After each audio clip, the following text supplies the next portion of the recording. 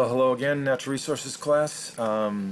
Another Natural Resources lecture on dealing with agriculture, and today we're going to be looking at what I term the Minnesota situation. Always in this class we've been sort of shifting our focus, if you will, from even local, state, regional, national to global and back and forth between those different perspectives. And so today we're going to deal with what's going on when you look out your window or drive not very far. So I've termed it the Minnesota situation, or the Minnesota agricultural situation. On the screen here is that sign that you see as you enter Minnesota, and really what it's attempting to represent are the three main biomes, if you will, of Minnesota. And this would be an area dominated by coniferous forests, needle trees. This would be the deciduous forest region of Minnesota, leaf trees. Okay, and then this last portion here would be the prairie region of Minnesota, and it's, you know, we think a lot about the boundary waters in this portion of Minnesota when you think of Minnesota, but really more of it is made up of that prairie region than anything. And so I always kind of get a kick out of Minnesotans dumping on Iowegians all the time. They'll talk about it being flat in Iowa. Well, actually, one of the flattest average land masses there is up here in the Red River Valley of Minnesota. This is so flat up here. The land really doesn't vary much elevationally, much more than a foot over many miles. But anyway, Minnesota is diverse, and about 50% of the state, if you look at the notes, the Minnesota situation notes, and again, I'm always assuming you have those notes handy and are following along. I'll even project them today for a period just so we can, I think it'll work well. So anyway, about 50% of the state of Minnesota is farmed, and this prairie region, some of the deciduous region, that's good farm soil, if you will. That's where Minnesota has its high value farm soil. In this coniferous region, that's sandy and rocky, a lot of glacial till, soil left over from glaciers, and not so good. And so this is the area where we see farm converting back to forest or reverting back to forest, and some in the deciduous region here as well. And so when we look at Minnesota, we see that there's been a decline of about 2 million acres in the last 10 years in farmlands, in farms. And really that comes from mostly forest, field reverting back to forest, like we've already chronicled, although we do have some significant urbanization, urban sprawl that's eating up some farmland, particularly around the metro area. And so Minnesota is one of those states where we see average farm size increasing. And you can see that it's increased from 332 acres to 353 acres on average in 2016. So that's that increase. If you look at the main crops, this is a file I've downloaded onto Moodle for you so that you can kind of see when I talk about a type of crop. You can look at some pictures of them. Certainly corn is king here again. There's a standard field corn. You know, people think you can't eat field corn. Actually, you can, particularly if it's in a younger stage. If you know, I don't know if these might be a little far along. It's not sweet. It's not sweet corn, but it has sort of a grainy, nutty flavor to it. And if you roast it with some butter, I think it's really quite good to eat. Again, if it's young. This is a look at some corn harvest operations. This is a combine right here, and this is a corn header on that combine. Each row is meant to go up one of these slots, which would pick the cob off the corn, send it through the machine. The corn kernels would then be picked off that cob. The plant debris would be kicked out the back of the machine. The corn kernels would be retained in this hopper here. After a while, an auger would swing out, and the combine would dump its load. This combine can hold 350 bushels. And just so you know what a bushel is, I have this picture of this gentleman standing next to a bushel basket of apples. That is a bushel. That is the standard unit of measurement in agriculture. Okay, so right here, this is a bushel. And when I talk about bushels of grain, this hopper right here would hold about 300 to 350 of those bushels. When this combine got full, the combine would dump its load into this grain cart right here. That grain cart might hold 700 to 1,000 bushels, maybe even more, depending on how big it is. I can't tell. And that's about a semi load. This would fill up a semi. So that's corn. Soybeans would be next. This is a field of soybeans. Soybean fields need to be flatter because they're a shorter growing plant. Harder to harvest when you have to have that great big header here down close to the ground. Now soybeans would use a different header. It would have a reel on it. It would look like this. You can't see it up close, but this is kind of a big spinning reel that goes around and pulls the crop into the machine as it goes. This is combines in a field of wheat, but soybeans would be combined with the same machine but with a different header. Okay, so those soybean fields have to be flatter, and that's why you see this kind of a field is ideal for soybeans. Because that header, which might be, I've run combines with 36-foot headers, and I thought I was doing good on one end of the header, and the other end is in the dirt. And they're amazingly efficient, but they're not as easy to control as they might look. So this is a soybean field that's ripe. This is what those pods would look like after they formed. That soybean field would blossom and form a pod, and inside this you might see there's going to be three soybeans inside that one. Some will have four, that kind of thing. So anyway, that's another of the main crops from Minnesota. And then wheat is the last one that I have here. Here's a up close look at some wheat. And this is a wheat harvesting operation. This is arranged. Usually they don't. Usually you'll see one or two combines in the field, and it takes a long time. This was arranged, but it's kind of a cool picture, so I thought I'd put it in there. And so they're cutting along. These might be 30 to 36 feet wide. There's new headers that are over 40 feet. I've heard the longest ones I've heard of are 60 feet wide, and that's an incredible width. These combines are incredibly efficient, really fun to drive.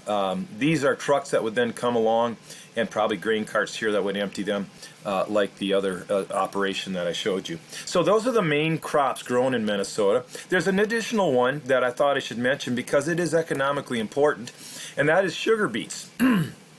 Right here you see in the background a harvest operation, but this is a sugar beet.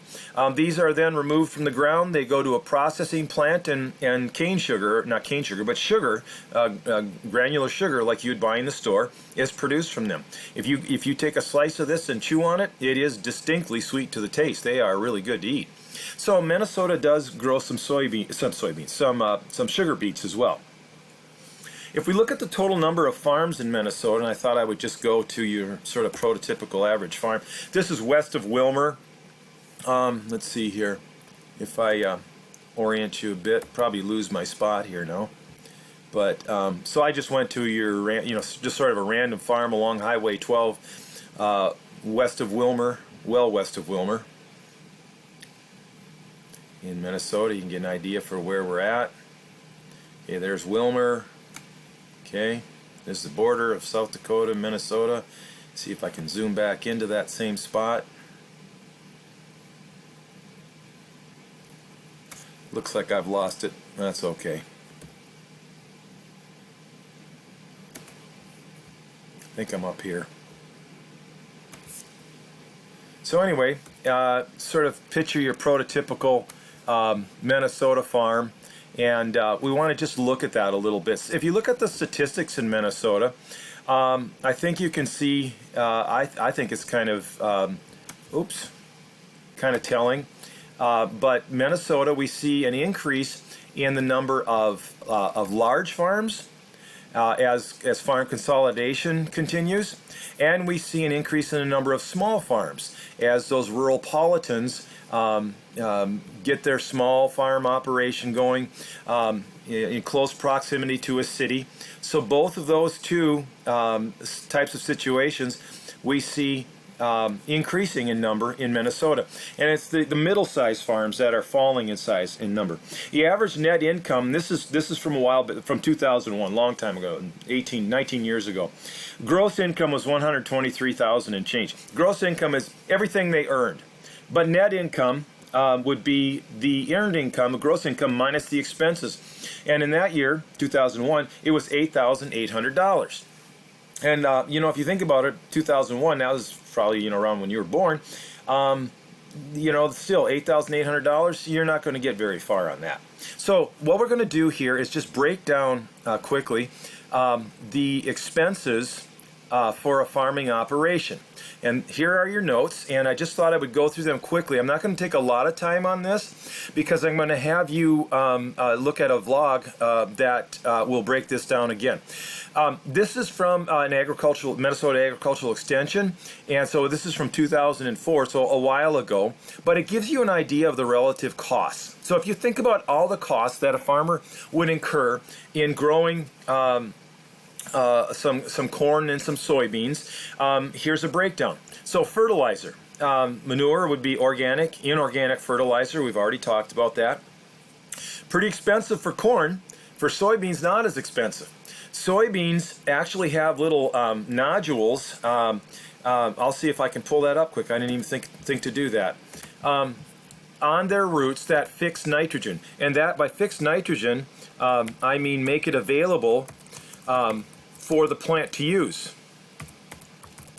We'll see if this will bring up an image. Yeah, right here. That's good. So these little nodules that you see here on the soybean root, they host soil bacteria that actually fix or take atmospheric or soil nitrogen and convert it to a form that the plant can use to grow. Okay, so that's why you see a cheaper cost for fertilizer for soybeans than for corn. You might say, well, why does anybody grow corn then if soybean fertilizer is so cheap? Well, there's a lot more to the story, as you might guess. Back in 2004, you can see the cost of seed, a little more for corn. One thing, folks, if you look now, an average cost for a bag of corn seed might be somewhere around $250, and that bag of corn seed will plant about 2.5 acres, a little more. So you're looking at least $100 per acre for corn seed now, and the reason is because you can shop for different attributes in that corn seed. You can get GM attributes. You can have it coated with various fungicides and insecticides to prevent loss and increase your germination, but each of those things you add increases the cost of the seed. And so right here, this cost has gone up significantly in recent years.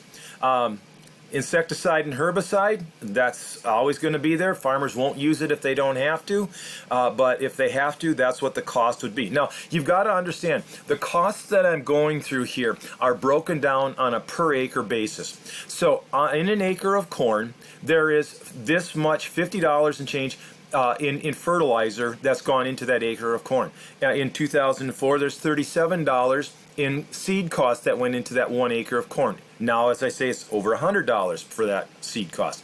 Insecticide and herbicide, here you go. Custom operations, storage. What I mean by that is when the farmer harvest the grain, they don't always sell it right away. In fact, it's very good for them if they can wait until the market is better to sell it, but they would incur a storage cost then. Oftentimes, the corn is too wet, or whatever grain is too wet, and you harvest it when you can by the weather, for the weather that you have. But if it's too wet, it's commonly in the mid 20% moistures. If you take a bushel of corn, 29% of it is water weight.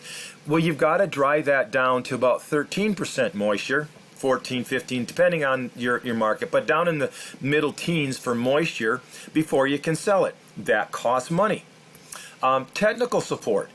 Basically advice in growing your crops. There are companies that will monitor your fields and provide technical support, and that is something that farmers do utilize. Fuel, grease, oil, electricity, all that is kind of lumped together in this one here. The ever-present repairs, when you've got big equipment, it's going to be in need of repair. Interest on operating loans.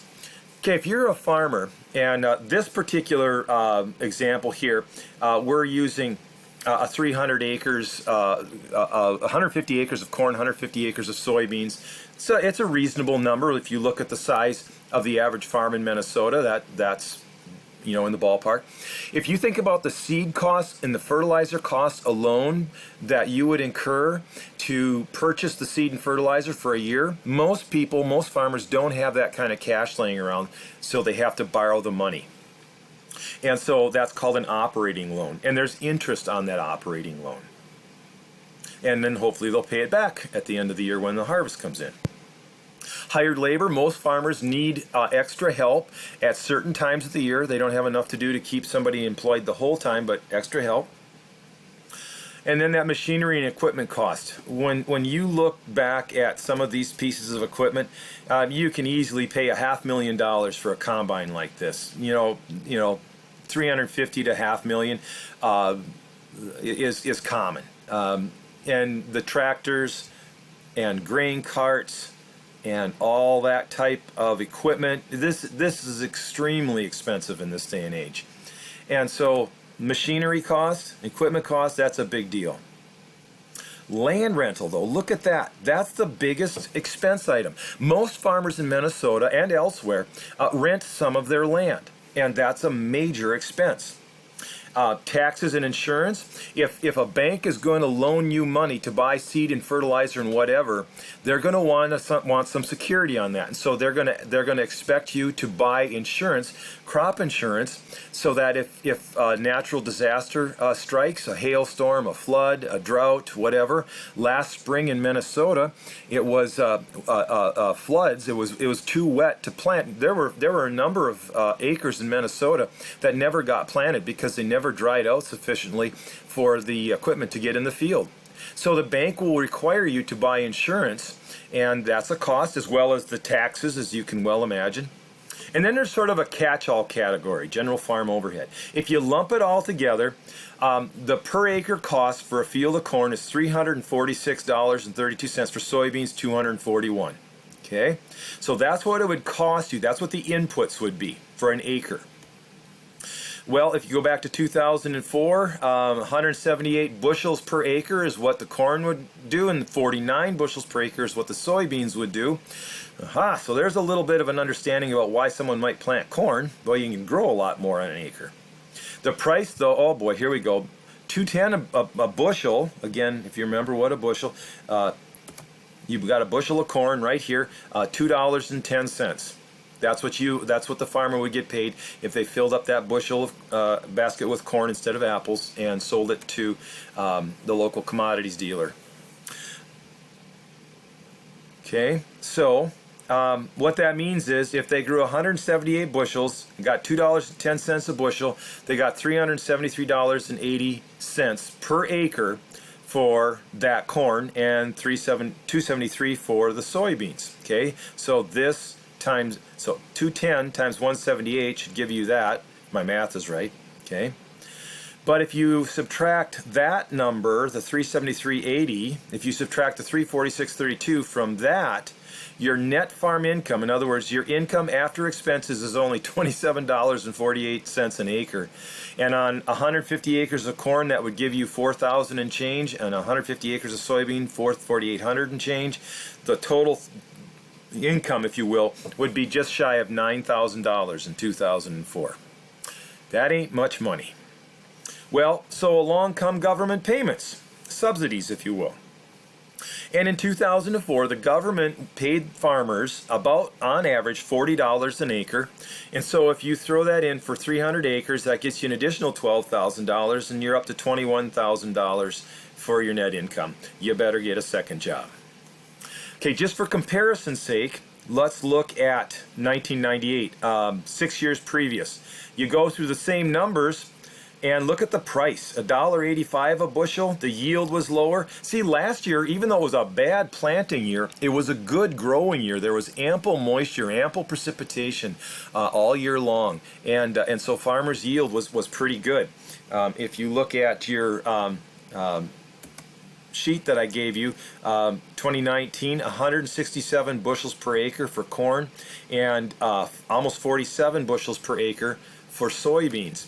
And so that was up significantly. It was down actually for corn, but up for soybeans. So, but in 1998 was well below that. And so the bottom line for 1998 is that this sort of a situation, farmer lost a lot of money, almost $18,000. I'm just going to spare you some of the details. So if we look ahead a couple more years, here's 2007. No, things got better. The price of soybeans bounced back. The price of corn bounced back. The price of soybeans bounced back, and farmers those years made about $95,000 a year. Now I can get by on that. 2012, even better. Look at that. $6.67 per bushel for corn and almost $14 for soybeans. Farmers were making $170,000. Dang, there's a new house going up in my life if that's the case. Well, but you know what? As soon as people see that increased income, land rent will go up. Costs for seed, fertilizer, insecticides, all those will go up because they can pay more. People know they can pay more and will pay more. And so, you know what? 2012 was a great year, but along comes 2019. Look what happened to the price of corn. Bottom drops out to below 2007 rates. And same for soybeans. And so now, though, most expenses are still up where they were here in 2012 because it was a good year. But now in 2019, the price has tanked, if you will. And so net income is, well, I'm going to let Cole the Corn Star answer that for you. And maybe shed a little more light on it. And so here we have video assignment number 3. It's a vlog. Cole the Corn Star, that's his little moniker. He operates a farm. I mentioned this before. He operates. He, his brother, and his dad operate a farm by Marshalltown, Iowa. And really does a good job of breaking it down for their operation. And so I think I'm going to let them answer that question when it comes to this last year. How much money did they make? All right, so when you get to that video, oops, that's the wrong one. Gentleman with the bush basket. This is what the start of it will look like. Okay, that's cool. And so yeah, so take a look at that. And again, I want you to give me a comment or a question. Email it to me. I'd like you to do it around the time during the week that this assignment is posted. If you jump ahead or you wait, I might not see your email. So try to do it. That's actually next week for this particular one. All right. Okay, and that's it for this video. We'll have more on land values and on government subsidies and payments here in upcoming videos. So have a good day. Thank you.